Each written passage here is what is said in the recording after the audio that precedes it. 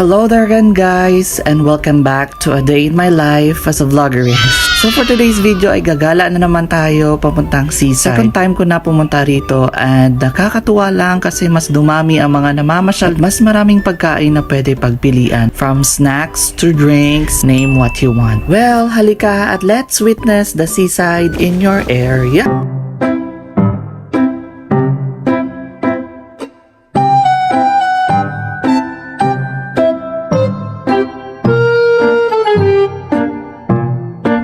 Biglaan lang din talaga ang lakad ko ngayong hapon. Nagdadalawang isip din kasi ako baka umulan ng malakas. Rainy season na rin kasi at bigla-bigla na lang ay umuulan. Kaya mag-ingat po tayong lahat. Dahil may free time naman ako ay dali-dali na akong nagbihis at nagbantay ng sasakyan dito sa harap ng Tigbawan Plaza. Sa magandang part ng pagbebiyahe ay itong nakikita mong dagat. Sobrang lakas ng hangin at talagang nakaka-relax mamasyal. Sa daan pa lang ay napakaraming resort na ang iyong makikita. Pagpipilian mo na saan ka maliligo.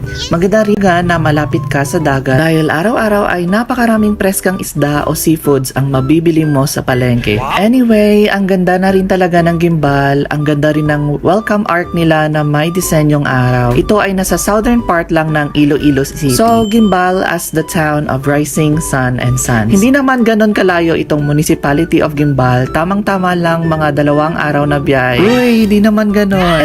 Mga 25 minutes of travel lang ay dito ka na. Napakalawak ng plaza nila at meron ding katabing simbahan na ilang taon na naitayo. Ang seaside area ay dito lang sa daanang ito. Papasok ay makikita natin ang napakalawak na lupain. Napakaganda rito para mag-jogging o mag-walking everyday. Kung napapansin ninyo ay may malawak din na space para sa mga nagfo-football. Nandito rin pala ang planta ng sea oil at sa di kalayuan ay ang Philippine Coast Guard. Kaya safe na safe siya puntahan. Kung mapapansin ninyo, para na rin siyang nasa seaside na malapit sa MOA. Siguro ay lagyan na lang natin siya ng malaking Ferris wheel at some amusement. Napakaraming tao talaga ngayon, lalo na at it's Sunday today. Pumunta ako rito dati ay parang 2 cart lang ang bebenta ng pagkain. Ngayon ay meron ng coffee shop. Yung gusto lagi nating kainin na street foods, fishball or kwek-kwek. Meron din silang milkshakes kaya napabili na rin ako. Sa nakikita ninyo, malakas ang alon ngayon at dinig sa kalayuan ang tunog ng mga hampas nito. Teka at papakita ko sa inyo kung gaano kalawak at karami ang mga tao ngayon.